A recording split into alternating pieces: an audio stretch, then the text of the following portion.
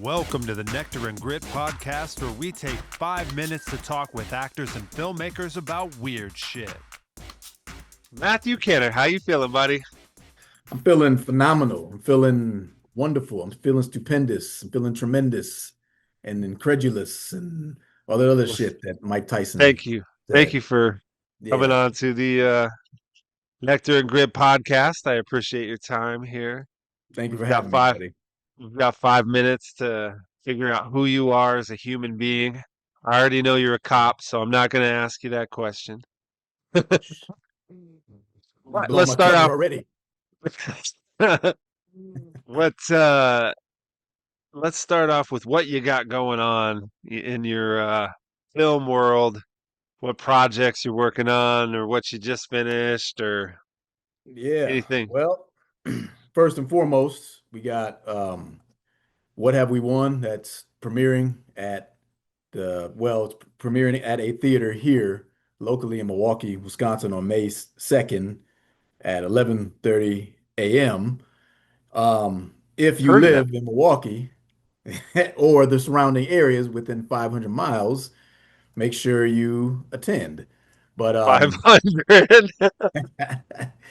it's a film that Austin Galante and I co-wrote, and it's going to be broken into two parts, but the first half will be shown and premiered not this Saturday, but Saturday, May 2nd, at the Downer Theater in Milwaukee, Wisconsin. So that's the most pressing project right now. We're also working on Diary of an Accomplice, which is a film where I played a wife beater and smacking around this poor innocent girl who never did anything wrong. And it's a short film that we originally shot in 2024, but we are now having we have the fundraising campaign for that going on, and you can check that out as well. I don't know if be best to provide a link maybe in the chat later on for viewers, but we also got that.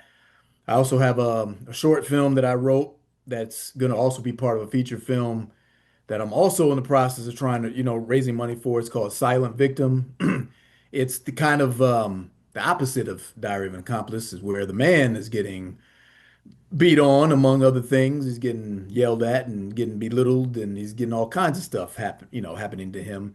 And that I wrote based on some experiences that I've found from other guys that I've known, some things I may have dealt with to a point.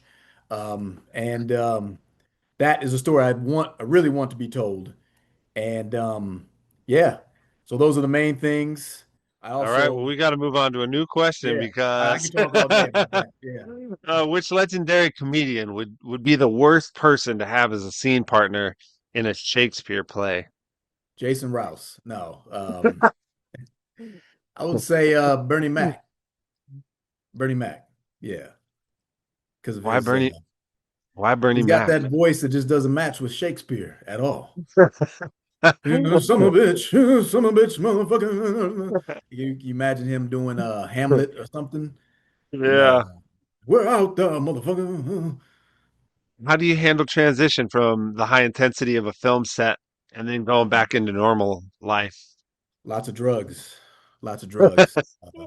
No, it sucks. It sucks going back into regular life. It feels good to tell stories to people that have no idea what I'm talking about, that don't do, what we do.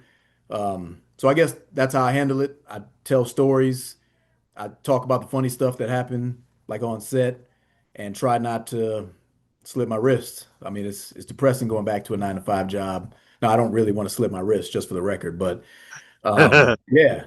No, I try to maintain the high by just talking to people and telling stories. How many times have you been told to stick to the script by a director who clearly has no joy in their heart? It happens a lot of times, but more so in like a commercial or something. They want you to be verbatim, word for Yeah. word. But most of the time, I don't have that too much problems with that with the film script. So yeah, but they suck. It's the people like that suck. Yeah. Indeed, they do.